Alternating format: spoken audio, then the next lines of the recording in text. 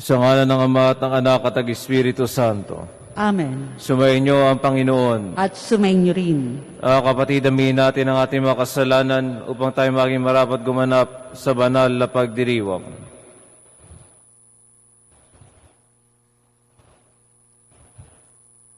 Inaamin ko sa makapangyarihang Diyos at sa inyo mga kapatid na lubha akong nagkasala sa isip, sa salita at sa gawa at sa aking pagkukulang. Kaya isinasamo ko sa Malabirheng Maria, sa lahat ng mga anghel at mga banal, at sa inyo mga kapatid na ko ay panalangin sa Panginoong ating Diyos. Kaawaan tayo ng makapangyarihang Diyos, patawarin tayo sa ating mga kasalanan, at patubayan tayo sa buhay na walang hanggan. Amen.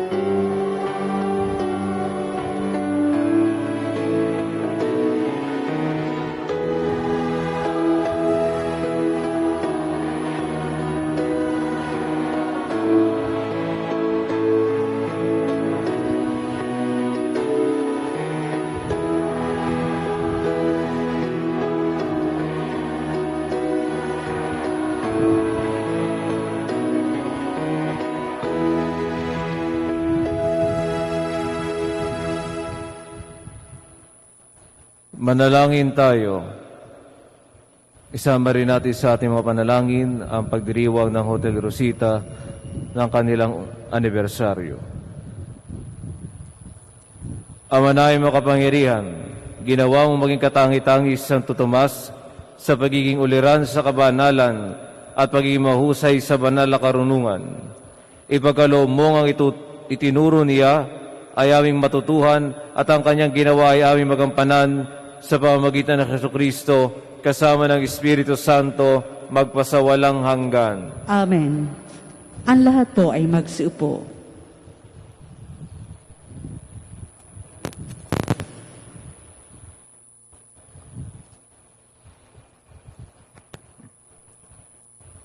Pagbasa mula sa ikalawang aklat ni Samuel. Nang magtagsibol, panahon ng angkop sa digmaan, pinalabas ni David ang buong hukbo ng Israel sa pangunguna ni Huwab at ng iba pang mga pinuno. Pinuksa nila ang mga Amonita at kinubkob ang Raba. Si David ay nagpaiwan sa Jerusalem. Isang hapon natulog si David. Nang siya'y magising, umakyat siya sa bubungan ng palasyo at naglakad-lakad. Mula roon, may natanaw siyang magandang babaeng naliligo. Ipinagtanong niya kung sino iyon. Sinabi sa kanya na iyon ay si Betsaiba, anak ni Eliam at asawa ng Heteyong si Urias. Ipinakuha niya si Betsaiba, sinipingan siya ni David at pinauwi pagkatapos. Dahil sa nangyaring ito, si Betsaiba ay naglihi, kaya't ipinasabi niya ito kay David. Inutusan agad ni David si Huwab na dalhin sa kanya si Urias. Nang dumating ito, tinanong siya ni David, "Kumusta si Huwab at ang hukbo? Ano ang lagay ng labanan?" Sinabi pa niya kay Urias, "Umuwi ka na at magpahinga, pagkat nanggaling ka sa malayong paglalakbay." Lumakad na si Urias Ang hari ay nagpadala pa ng alaala sa tahanang ito. Ngunit hindi pala siya nagtuloy sa kanila. Doon na siya natulog sa may tarangkahan ng palasyo, kasama ng mga bantay, nalaman ito ni David. Kinabukasan, inanyayahan ni David sa pagkain si Urias at ito'y kanyang nilasing. Hindi rin ito umuwi ng gabing iyon, bagkus natulog na kasama rin ng mga bantay. Kinabukasan, sumulat si David kay Huwab at ipinadala kay Urias. Isubo mo si Urias sa mga kaaway na mabangis. Pagkatapos, umurong ka at pabayaan mo siyang mapatay. Nagmanman si Huwab sa lungsod na kanilang kinukubkob at sa gawing mababangis ang kaaway. Doon na nga niya itinapat si Urias. Lumabas ang mga kaaway mula sa lungsod at sinalakay ang mga kawal ni Huwab. Napatay ang ilang pinuno ni David, kasama si Urias. Ang salita ng Diyos. Salamat sa Diyos.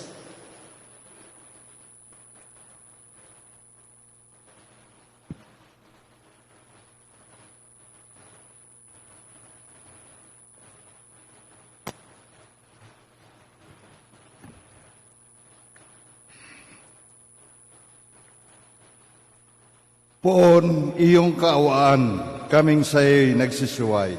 Poon iyong kaawaan, kaming sayo'y nagsisuway.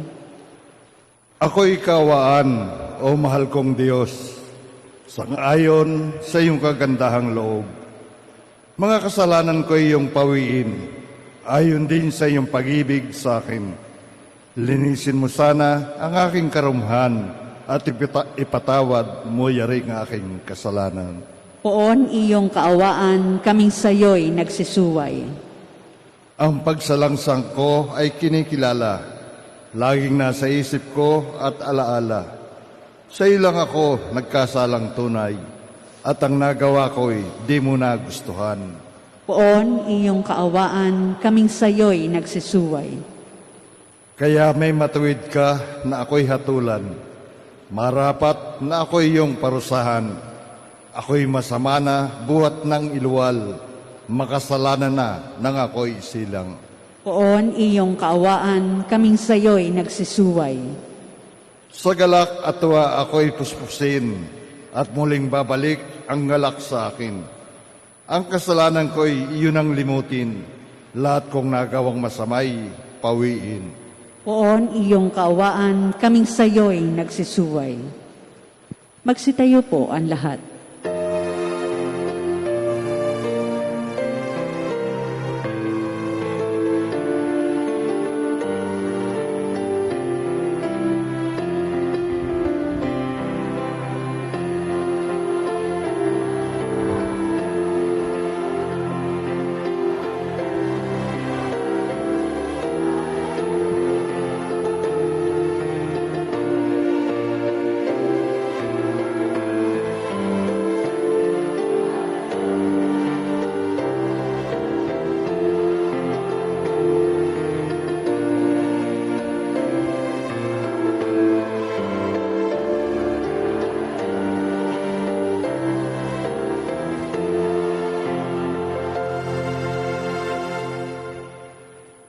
Sumainyo ang Panginoon. At sumainyo rin. Ang mabuting balita ng Panginoon ay kay San Marcos. Papuri sa iyo, Panginoon.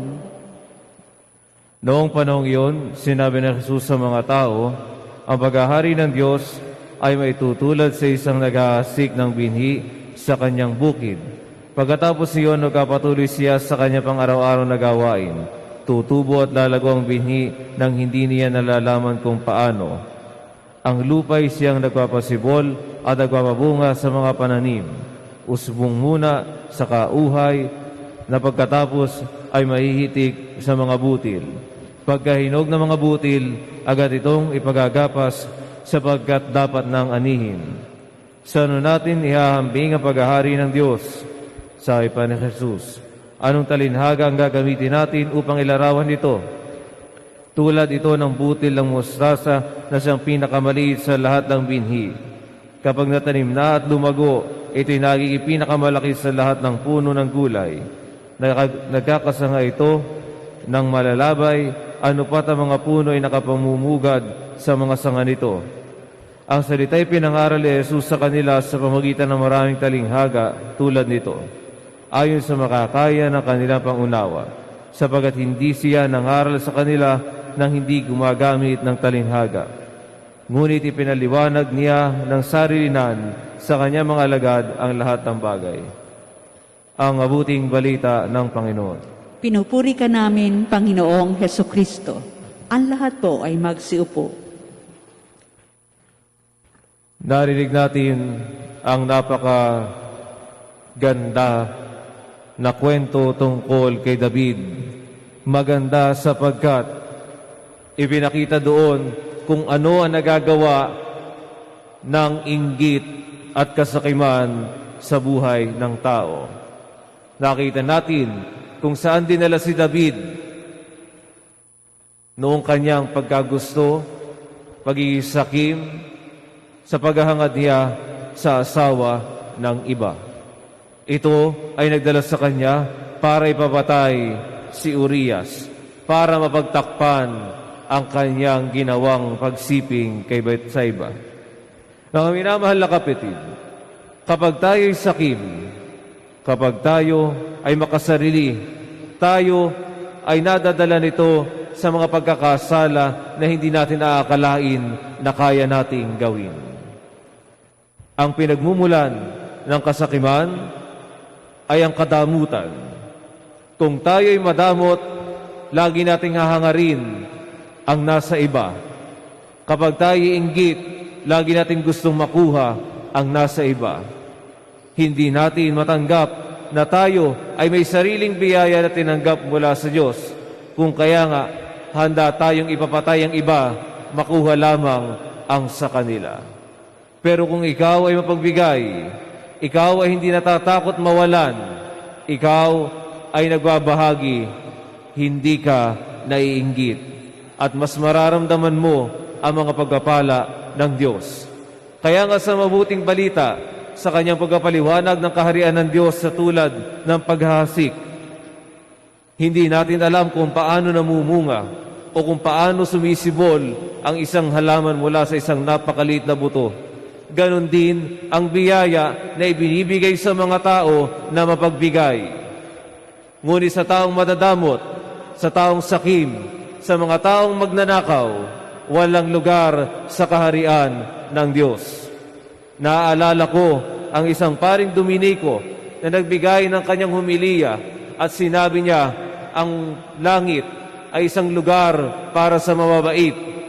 Kung ikaw ay magnanakaw, wala kang lugar sa kalangitan. Pero kung ikaw ay mapagbigay, ibubukas ng Diyos ang pintuan ng langit.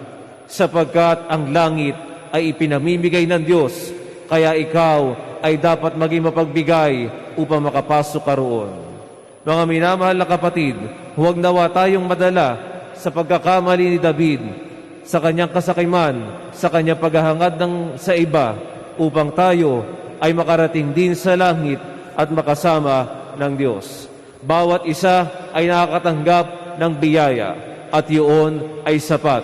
Kapag hinangad mo ang sa iba, hindi mo iniisip at hindi mo ipinagpapasalamat ang mga biyayang ibinibigay sa iyo ng Diyos.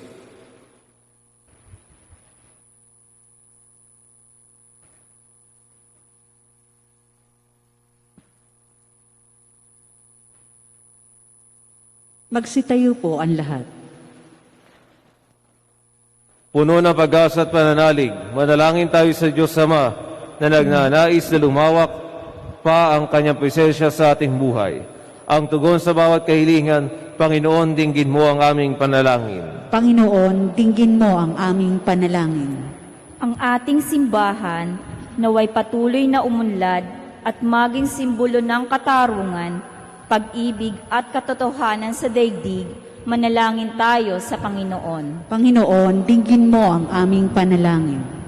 Bilang isang komunidad, naway hindi tayo maging pabaya sa ating buhay pananampalataya, bagkus asamin natin ang Diyos araw-araw maging sa mga pagsubok at paghihirap. Manalangin tayo sa Panginoon. Panginoon, dinggin mo ang aming panalangin. Ang mga pamilya, lalo na ang mga bata, naway lumago at lumaki sa pamamaraan ng biyaya at umunlad sa sinasalamin sa kanilang buhay si Kristo. Manalangin tayo sa Panginoon. Panginoon, dinggin mo ang aming panalangin.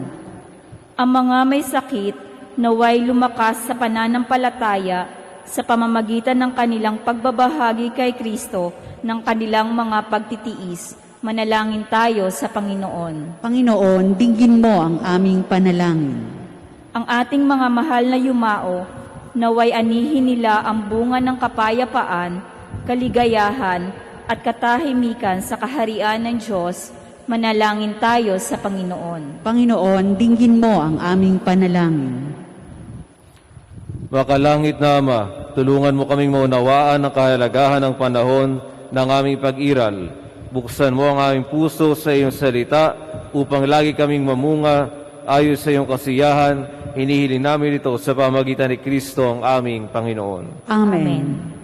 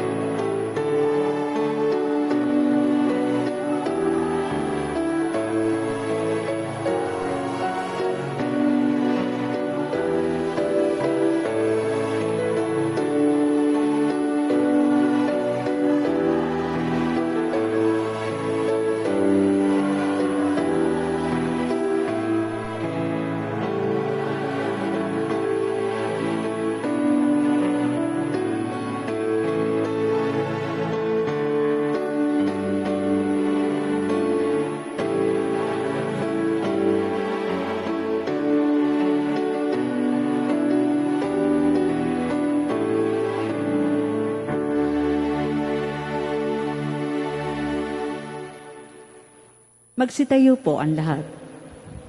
Manalangin kayo mga kapatid upang pag-aay natin ay kalugdan ng Diyos sa mga makapangyarihan. Tanggapin nawa ng Panginoon itong paghain sa iyong mga kamay, sa kapurihan niya at karangalan, sa ating kapakinabangan at sa buong sambayanan niyang banal. Ama naming lumikha, ang pag-aay namin ngayon, si Santo Tomas de Aquino, ay ginugunita, ay kalugdan mo nawa at bilang tugon sa kanyang itinurong kaalaman, ikaw ngayon ay aming pinupuri at pinasasalamatan sa pamamagitan ng Jesucristo kasama ng Espiritu Santo, magpasawalang hanggan. Amen. Sumainyo ang Panginoon. At sumainyo rin. Itaas sa Diyos ang inyong puso at diwa. Itinaas na namin sa Panginoon. Pasalamatan natin ang Panginoong ating Diyos. Marapat na siya'y pasalamatan. Ama na makapangyarihan, tunay nga marapat na ikaw ay aming pasalamatan sa pamamagitan ng Jesucristo na aming Panginoon. Ngayong si Santo Tomas de Aquino ay pinararangalan sa pamumuhay niyang totoong uliran at pagiging maaasahan sa panunungkulan. Kaya't si Jesucristo na maaasahan sa katapatan ay inihahayag sa pangangasiwa sa sambayanan. Ang malasakit ng mga ulirang tagapangasiwa noon ay nagpapatuloy magpahanggang ngayon. Sa mga panalangin kanilang iniuukol, kaisa ng sambayanan mong dito'y nagtitipon. Kaya kaisa ng mga anghel nagsisiawit ng papuri sa iyo, nang walang humpay sa kalangitan, kami nagbubunyi sa iyong kadakilaan. Santo, Santo, Santong Panginoong Diyos na makapangyarihan, napupuno ang langit at lupa ng kaluwalhatian mo, o sana sa kaitaasan. Pinagpala ang naparirito sa ngalan ng Panginoon, o sana sa kaitaasan. Magsiluhod po ang lahat. Ama naming banal, ikaw ang bukal ng tanang kabanalan, kaya't sa pamagitan ng iyong Espiritu gawing banal ng mga kaloob na ito, upang para sa amin maging katawan at dugo ng aming Panginoong Jesucristo. Bago niya pinagtiis ang kusang loob na maging handog, hinawakan niya ang tinapay. Pinasalamatan kaniya, pinagati-hati niya yun, inabot sa kanya mga alagad at sinabi, "Tanggapin ninyong lahat ito at kanin. Ito ang aking katawan na ihahandog para sa inyo."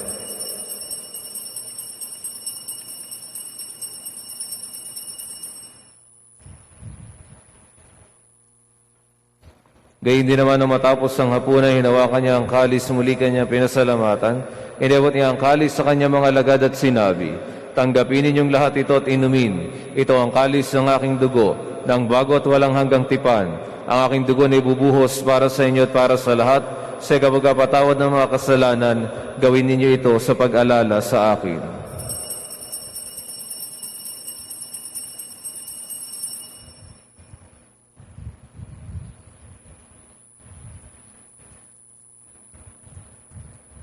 Ipagbunyi natin ang misteryo ng pananampalataya. Si Kristo'y namatay, si Kristo'y nabuhay, si Kristo'y babalik sa wakas ng panahon.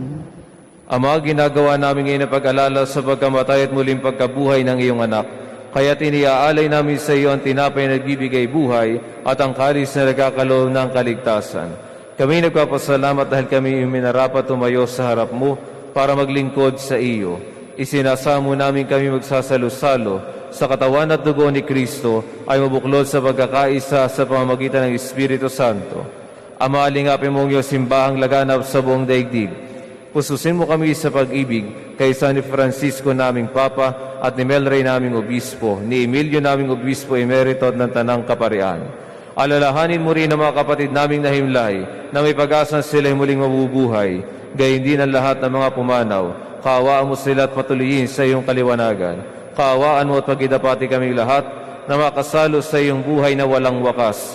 Kaysa na mahal na Birheng Maria na ina ng Diyos, kaysa ni San Jose na kanyang esposo, kaysa ng mga apostol at ang lahat ng mga banal na namuhay sa daigdig ng kalugod-lugod sa iyo, may pagdiwang nawa namin ang pagpupuri sa ikararangal mo sa pamamagitan ng iyong anak na aming Panginoong Jesucristo. Sa pamamagitan ni Kristo, kasama niya at sa Kanya, ang lahat ng parangal at papuri ay sa iyo, Diyos amang makapangyarihan, kasama ng Espiritu Santo, magpasawalang hanggan. Amen. Magsitayo po ang lahat. Sa tagubili ng mga nakagagaling na utos sa turo ni Jesus sa Panginoon natin at Diyos, ipahayag natin ang lakas loob.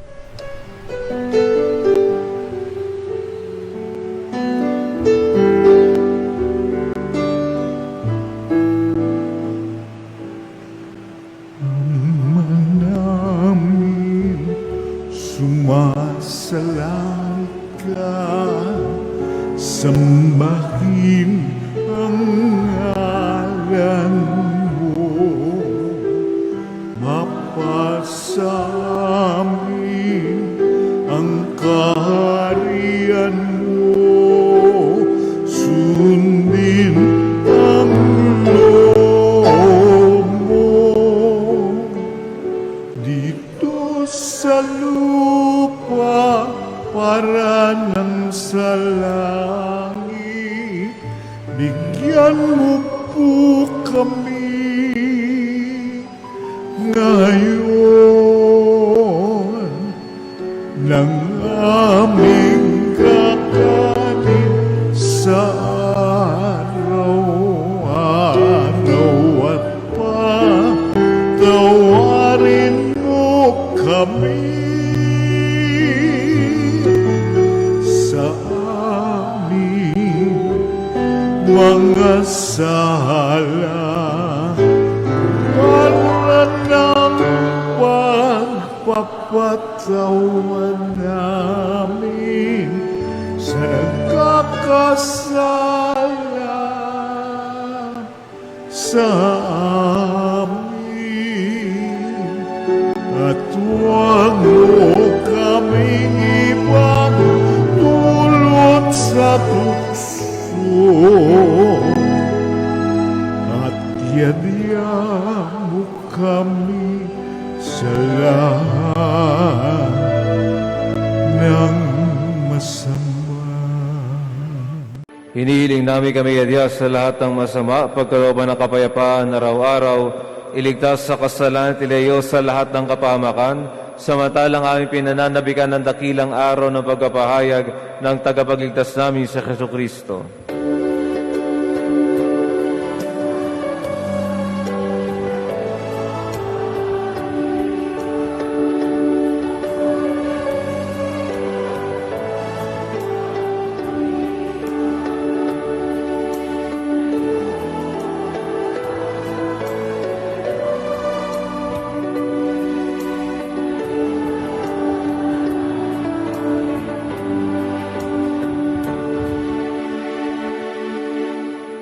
Panginoong Jesucristo, sinabi mo sa iyong mga apostol, kapayapaan ang iniiwan ko sa inyo, ang aking kapayapaan ang ibinibigay ko sa inyo.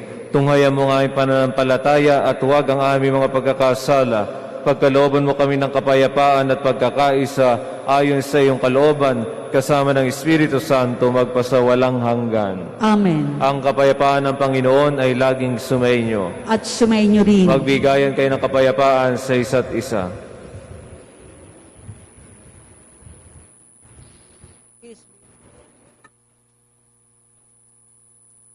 Kordero ng Diyos, nag-aalis ng mga kasalanan ng sanlibutan, maawa ka sa amin.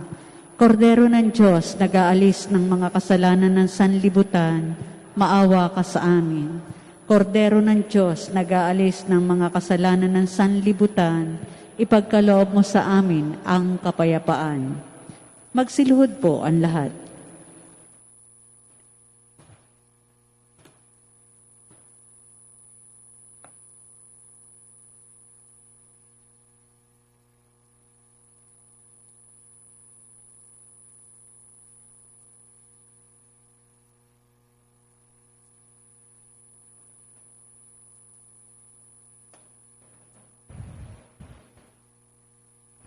Ito ang kordero ng Diyos, ito nag-aalis ng mga kasalanan sa libutan, mapalad ang mga inaaniyahan sa kanyang piging.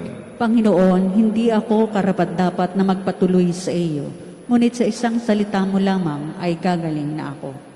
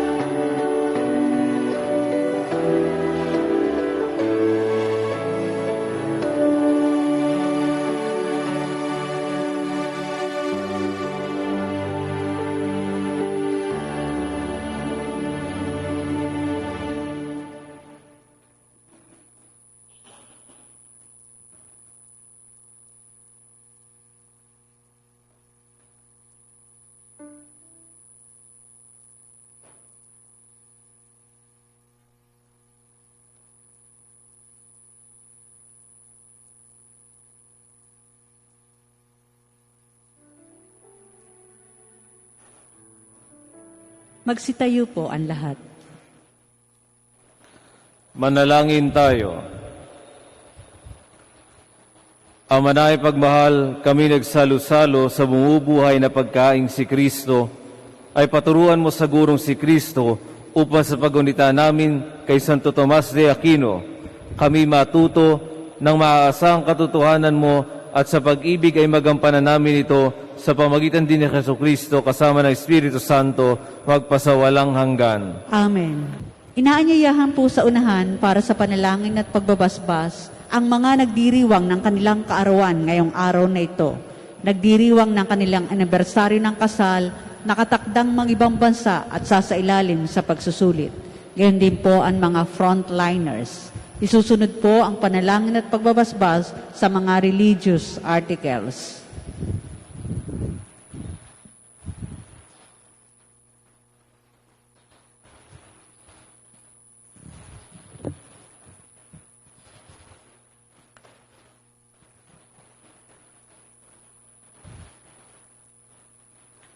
Ama na pagmahal sa iyo nagmumula lahat ng mabuting bagay. Hinili na ibasasan mo ang mga kapatid at diriyo na karawan, anibersaryo ng kasal, nakatakdang mga ibang bansa, sasailan sa pagsusulit mga frontliners, pagkaloob mo sila sa mahabat makahulugang buhay, mabuting kalusugan, mapayapang kalooban, maliwanag na kaisipan, mga tapat na kaibigan, maayos na hanap buhay, kaligtasan sa anumang kapahamakan. Basasan mo rin ang kanilang mga gawain at adhikain upang ito'y matupad ayon sa iyong kalooban. Pagpalain mo rin ang kanilang angkan mga sa buhay. Higit sa lahat, patatagin mo sila sa panampalataya, patibay sa pag-asa at pag-alabis sa pag-ibig. Hinihiling namin ito sa pamagitan ni Kristong aming Panginoon. Amen. Naway gawaran ng Diyos ng pagkapala mga kasangkapan sa panalangin upang ang mga ito'y maging gabay sa pagtakot sa kabanalan at paghahangad ng buhay sa kalangitan sa pamagitan ni Kristo kasama ng Espiritu Santo magpasawalang hanggan. Amen.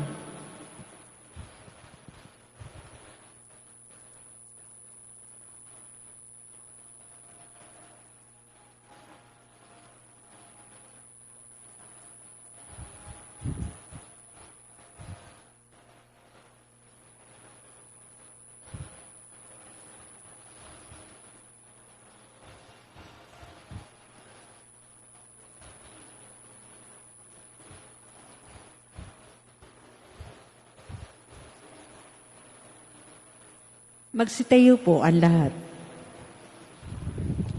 Sumainyo ang Panginoon. At sumainyo rin. Pagpalain kayo ng makapangyarihang Diyos, Ama, Anak at Espiritu Santo. Amen. Tapos ang ating pagdiriwang, humayo kayong mapayapa. Salamat sa Diyos.